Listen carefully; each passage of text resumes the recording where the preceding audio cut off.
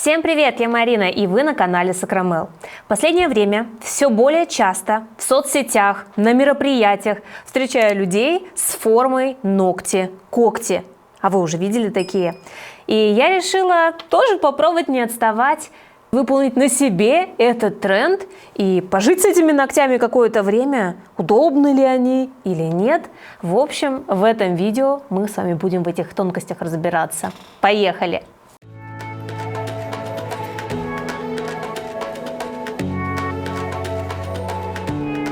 Честно сказать, модель я специально не искала. Решила все делать на самой себе, чтобы прочувствовать, как это ходить с такой формой. В общем, будем смотреть в этом ролике. Моим ногтям уже более 1 месяца. Они чего только не пережили, и несколько путешествий, и море. Как видите, все хорошо относилось, даже жалко с ними прощаться. Убираем полностью свободный край для нового наращивания. Я сейчас думаю: Марина, что ты делаешь? Одумайся. Знаете, всегда жалко, когда вот ты делал до этого ногти новые, наращивал, не просто коррекцию, например. И теперь все. Нужно их убирать. Ух ты. И теперь начинаю выполнять снятие прямо до натурального ногтя практически. Оставлю тонкую подложечку, чтобы у нас правильно стали формы. Форму когтя можно наращивать при помощи нижних форм, при помощи верхних форм, при помощи различных материалов: полигеля, геля, желе. Сегодня в работе я буду использовать верхние формы и гель. Так, все, выполнилось снятие, и теперь делаем стандартную подготовку перед наращиванием ногтей. Отодвигаю кутикулу, шлифую ногтевую пластину, наношу подготовительные препараты и базы. Все как всегда.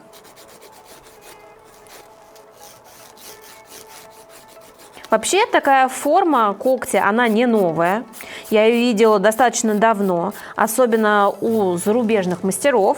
И к нам она не так давно пришла, на мой взгляд, и в последнее время стала наиболее популярной. Кстати говоря, на одном из последних открытых уроков мы разбирали тему трендов маникюра, и знаете, как интересно? Получается, что с одной стороны в тренде минимализм, однотонное покрытие и камуфлирующие цвета.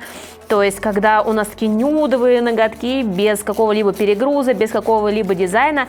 И с другой стороны, вот какой-то такой трэш-маникюр. Странные формы, всевозможные дизайны. Мне кажется, это стало популярным благодаря зумерам, потому что сейчас они уже в том возрасте, когда выполняют себе маникюр, особенно креативный. Мне кажется, поэтому это все набирает такую большую популярность. И я знаю, что мастера, которые специализируются на таких крейзи маникюрах, крейзи дизайнах, они неплохо так зарабатывают, потому что такой маникюр дешево стоить не может, потому что, как правило, наращивание делается не быстро, каким бы оно ни было, на нижней форме или на верхней. Это креативное моделирование, и времени оно занимает больше. Соответственно, и прайс не может быть низким. То есть, прямо если клиент хочет такой crazy дизайн, пожалуйста, вбивайте в соцсетях и находите себе подходящего мастера. Мне кажется, сейчас с этим нет никаких проблем. Так, ну а я сейчас выполняю комби-маникюр. У меня совсем небольшая кутикула. Буквально слегка прочищу птериги и затем выполним срез кутикулы. Чтобы у нас не было никаких отслоек, очень важно выполнять чистый маникюр, не оставлять птериги. В таком случае моделирование будет хорошо носиться и не будет отходить в зоне кутикулы. А вообще ничего против такой формы не имею и считаю, что это своего рода искусство, арт, это выражение себя, поэтому почему бы и нет, можно и попробовать. Поэтому мне самой любопытно, и этот ролик, он носит скорее такой развлекательный характер, нежели чем обучающий, потому что я до этого, повторюсь, не делал никогда такую форму, для меня это будет в первый раз. Выполнила маникюр, теперь тщательно убираю пыль перед наращиванием. Хотела у вас спросить, а какое у вас мнение по поводу этой формы? Поделитесь, пожалуйста, в комментариях, потому что когда в других соцсетях я рассказывала, что планирую себе выполнить такое наращивание, и как вы относитесь к такой форме, многие писали: фу, что это за ужас, какая ужасная форма, ногти курицы, какие-то орлиные лапы. На самом деле, чего только не писали. Потому что на самом деле, мне кажется, практически все имеет место быть. Самое главное – это спрос. Если есть клиенты, которые хотят такую форму, то, мне кажется, мастер, наверное, должен ее освоить. И на самом деле я видела уже не один курс, видеокурс по этой форме. Кстати говоря, даже одна девочка говорила, что проходила офлайн обучение, то есть этой форме прям учатся. Но я не училась, посмотрим, что у меня выйдет. На самом деле мне было давным-давно любопытно ее сделать. Я думала ее выполнить при помощи акригеля. Ну а теперь, когда появились верхние формы, то процедура, я думаю, станет в разы быстрее. Поэтому, конечно, я себе их тоже приобрела. Наношу базу и будем приступать к выбору верхних форм. На самом деле формы я приобрела просто на Wildberries, вбила верхние формы, у меня вот такие от бренда Yumi, будем их с вами тестировать. Тут большой выбор верхних форм, 13 размеров. Давайте посмотрим, как они выглядят при виде сбоку. Вот такие вот ногти коршуна, даже не знаю, как по-другому назвать. В общем, нужно подобрать правильный размер. Ну, все как обычно. Самое главное, чтобы боковые стенки были хорошо закрыты. Тут все по стандарту. Поскольку я буду делать еще аквариумный дизайн, то я не беру прям формочки совсем маленькие впритык. Так, ну, допустим, тут у нас 5. Кстати говоря, такие формы можно найти даже на AliExpress от других брендов. То есть это не принципиально. Самая главная форма. Кстати, хочу обратить внимание, что длина... Но я даже не могу сказать, длинная они или это средняя длина. Потому что я видела когти еще длиннее. Вот, возможно, если клиенты хотят более длинные ногти, тогда такие верхние формы не подойдут, и все-таки придется их вылепливать самостоятельно при помощи либо геля, либо акригеля. Формы подготовили. Что мне потребуется для работы? Это гель-желе прозрачный, для того, чтобы он хорошо просыхал даже в объем. И различные материалы для дизайна. В моем случае это витражный голубой. Вот такой блестящий гель со звездочками, с блестками. Мне кажется, красиво будет смотреться в аквадизайне. На самом деле в эти ногти можно заложить все, что угодно, сделать любой дизайн. Мне кажется, просто однотонные, скучные, поэтому хотелось сделать что-то более интересное. Ну, давайте с вами начнем с большого, потому что побольше площадь, чтобы все было хорошо видно. И сначала буду промазывать прозрачным. Мне хочется, чтобы архитектура в бок просматривалась как несколько слоев, поэтому сначала буду закладывать его. Так, аккуратненько держим, промазываем. Можно, кстати, подсушить фонариком. И еще нюанс. Я хочу, чтобы кончик был прямо прозрачный, такой хрустальный. Поэтому я побольше материала кладу на свободный край. Сразу же в нужную толщину и слегка промажу серединочку. Но не накладываю сильно по боковым сторонам, чтобы там все-таки у меня был цвет. Ну все, оставим где-то так, я думаю. Просушиваю фонариком. Либо можно быстренько отправить в лампу. В принципе, гель-желе достаточно быстро сохнет. Мне вообще любопытно, как я буду с такими ногтями ходить. Но я обязательно вам покажу, каким образом это все будет происходить. Такого рода эксперимент поставила над самой собой. Для следующего слоя понадобится витражный голубой. Ну, можно взять любой оттенок, мне кажется, все будет красиво смотреться. И прокрашиваю центральную часть пластины. Напомню, что я хочу, чтобы кончик остался прозрачный. И кутикуле тоже растушую на нет. В том числе можно использовать и витражные гели для моделирования. И теперь чистой кисточкой буду просто вот так вот растушевывать, разбивать эту границу, чтобы она была не такой четкой, не такой явной. Даже в серединку еще слегка подбавлю. Давно я не ходила с длинными ногтями. Мне кажется, это последний раз было на Nail Burlesque, уже, считай, практически год назад. И я, на самом деле, от длины уже отвыкла. Как я буду с этими справляться? Теперь беру топ без липкого слоя, ставлю его на полипанель и поставим несколько точек. У нас гель-лак должен начать растекаться, образуя такую фактуру рептилии, что ли. Ну, для большего интереса. Все-таки ногти креативные. И у нас постепенно начинает гель-лак расплываться. Вот такие вот точки, то есть неоднородная поверхность, имитируя чешую. К серединке, конечно, все всплывает. Ну ладно, окей, оставим так и просушиваю в лампе. Снова слегка промазываю прозрачным и теперь вовнутрь будем закладывать всю красоту.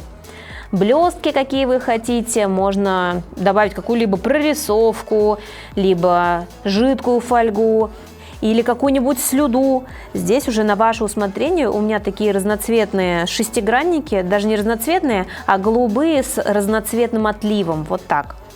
И даже, кстати, чуть-чуть, может быть, на кончик тоже добавим, чтобы на прозрачном поблескивало что-то. Переворачиваем, смотрим, как это вообще выглядит. Вот такая имитация чешуи как будто бы. И еще, думаю, сюда же я и добавлю этот блестящий гель со звездочками. Они серебряные. Поэтому, когда мы будем переворачивать руку, это будет видно. У нас получится дизайн как бы с двух сторон. Если сверху смотришь, то ногти голубые, а если изнутри, то вот эти серебряные блестки будут видны. На самом деле с клиентом заранее можно договориться о дизайне, и если вы знаете размер верхних форм, то сделать заготовки заранее и не тратить на это время при процедуре. Вау, как все блестит! Отправляем также на просушку. Ну и практически все. Нам осталось сделать архитектуру и уже выполнить отпечатку на ноготь. Ну, прикольно, мне кажется, смотрится, как такой хрусталик или какая-то сосулька или что-то такое снежное, как лед какой-то. Ну, давайте перекрывать.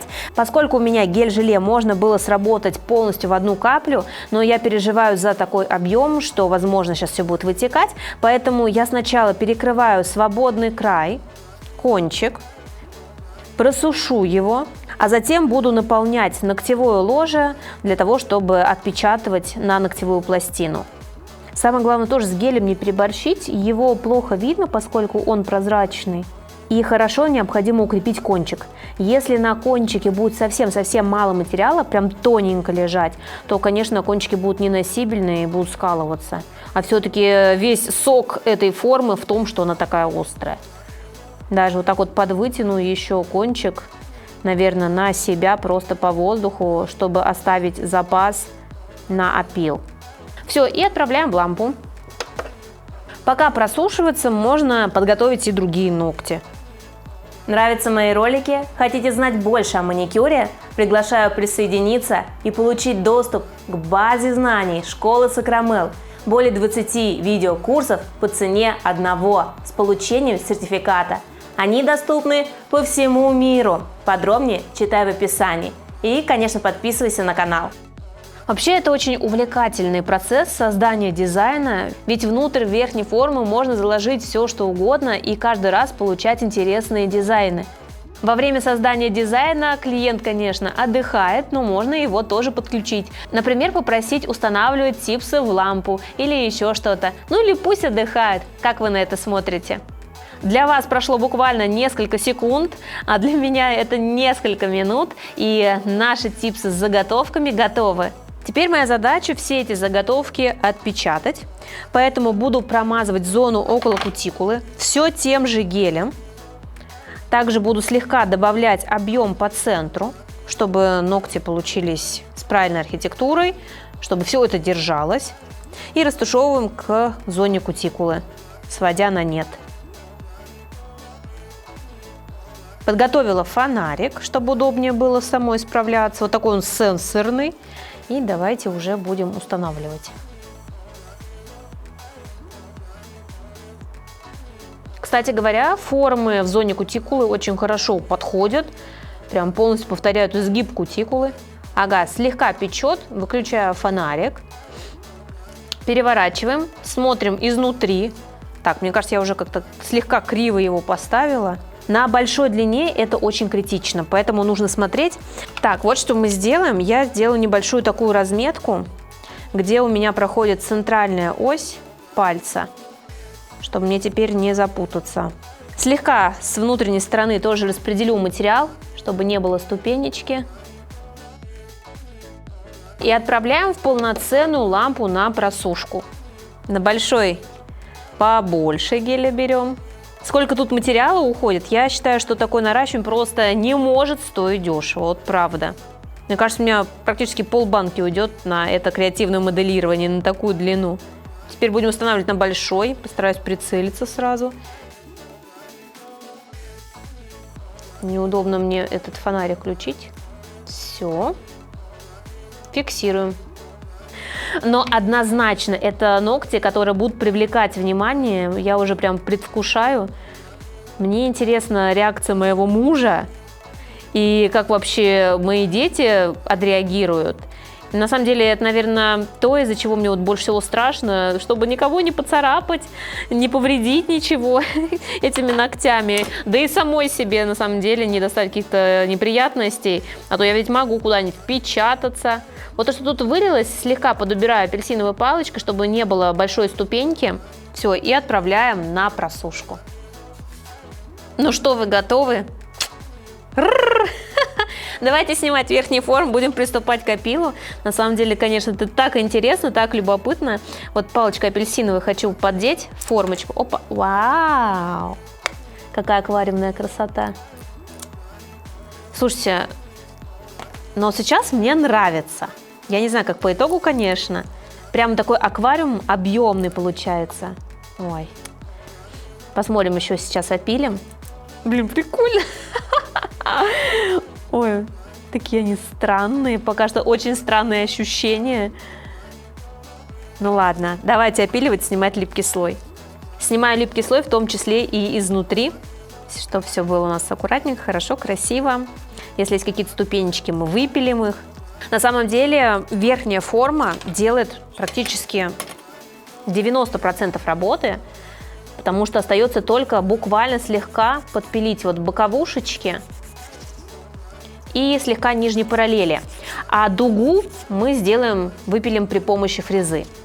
Надо аккуратно, чтобы не снести кончик. Кстати говоря, некоторые мастера, я видела, еще опиливают и поверхность, для того, чтобы сделать ногти более тонкими и изящными. Да, девчонки, я не знаю, как с такой формой нужно беречь спины, беречь своих детей, себя, чтобы себе не расцарапать это лицо, я не знаю. Очень острые. С формой готово. Теперь необходимо выпилить внутреннюю арку, или как даже нижние параллели, не знаю, как даже сказать. Буду делать это при помощи твердосплавной фрезы.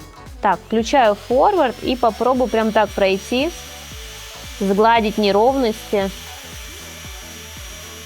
Так, вроде все получается. Нужно не перестараться, не переборщить. И взяла специально насадочку более мягкую, не ту, которую снимала.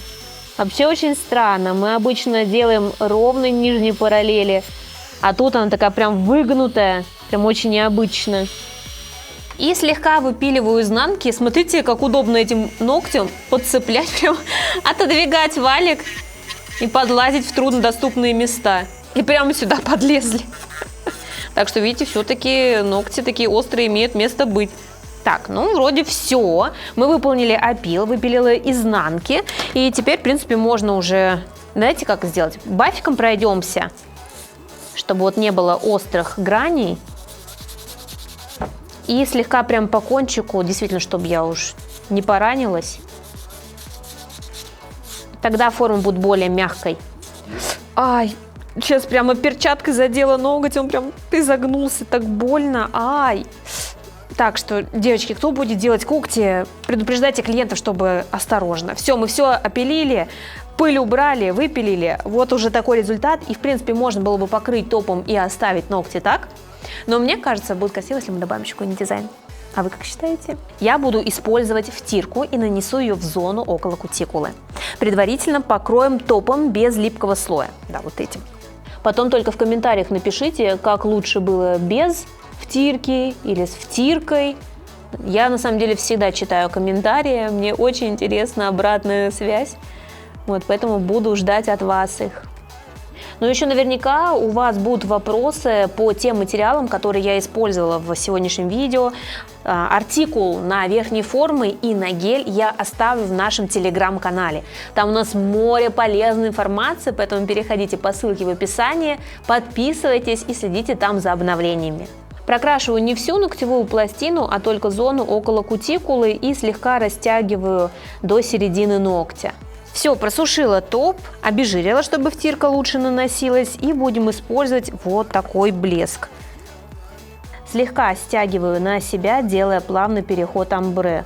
Получается, что зона около кутикулы камуфлируется. Слушайте, прикольно. Как переливается. Тут на самом деле на любителя. Я говорю, можно все, что угодно. Вот все, что у вас в голове, что придет вашему воображению, пожалуйста. Очень красиво. Убрала остатки втирки и теперь перекрываю топом без липкого слоя. Мой самый любимый момент моделирования аквариумных дизайнов, когда ты перекрываешь топом и проявляется вся эта красота внутри. Дизайн становится объемным и интересным для рассматривания. Обожаю. Слушайте, я вот даже так смотрю, и мне нравится. Интересно, как они все-таки будут в носке, смогу ли я к ним привыкнуть. Ну, правда, это удивляет, это потрясает, это нестандартный маникюр, это такой как вызов, можно сказать, обществу иметь такие ногти. А вы бы решились на такой маникюр? Также перекрываю изнанку топом для большей прозрачности. Отправляем на просушку в таком же перевернутом виде. Единственный нюанс, который я заметила уже после нанесения топа, что гель-желе все-таки имеет небольшую мутность и желтый оттенок. Поэтому для кончика, если вы хотите сделать его полностью прозрачным и кристальным, рекомендую взять более жидкий гель, он не будет давать такого желтого оттенка. Но и это еще не все. Хочу сверху добавить объемные элементы и на них также втирку. Объем будем создавать и этим же гелем-желе. И просто рисую вот такие хаотичные линии. Самое главное, чтобы они были в высоту, с объемом. Так, осторожненько снимаем липкость этого геля-желе. И на такую поверхность будем втирать тирку. Взяла два оттенка, золото и голубой. Будем миксовать. Там, где золото около кутикулы, нанесу голубой. Попробуем очень аккуратненько. Вот так вот. Такой синий-голубой даже, да? Синенький больше. А чуть ниже, где у нас уже наоборот голубая подложка, там наношу золотой. И прям втираю по всем этим объемным элементам. И теперь все выпуклые элементы покрываем топом без липкого слоя, создавая объем. Втирка закрепится благодаря топу, а все то, что вокруг, мы сотрем при помощи салфетки с обезжиривателем. Можно наносить понемногу, по некоторым участкам, чтобы топ не расплывался, либо работаем быстро и отправляем в лампу на просушку. Все, теперь все стираем вокруг, прям тщательно, интенсивно тру. И у меня получается только эта полосочка остается с втиркой. Вот такой результат. Я видела, как делают еще больше элементы, прям такие объемные на ногтях. Вот некоторые клеют различные фигурки 3D. Все наполировываем, чтобы было больше блеска. Вот. И вот такие вот прям ногти яркие, горящие у нас получаются. Теперь осталось их проверить в быту, как вообще с ними жить, ходить, пользоваться, и не поврежу ли я кого-то, либо себя этими ногтями. На самом деле, то, что я ударила мизинчик, до сих пор ощущается прям неприятно. Буду стараться более аккуратно с ними ходить. Попробуем с этими ногтями, давайте написать смс-сообщение. Привет. О, даже все получается, на удивление. Слушайте, ну в принципе можно. Мы же не ногтями работаем, а подушечками пальцев. Ну, в общем-то, прикол, полный прикол. Ну что ж, вот такой тренд. Ногти-когти или Claws Nails. Делитесь в комментариях, как вам такой маникюр, сделали бы себе. Ну и, конечно, пишите, как вам такой формат видео. Если понравилось, поддержите пальчиками вверх. Ну и до встречи в новых видео. Всем счастливо, пока-пока.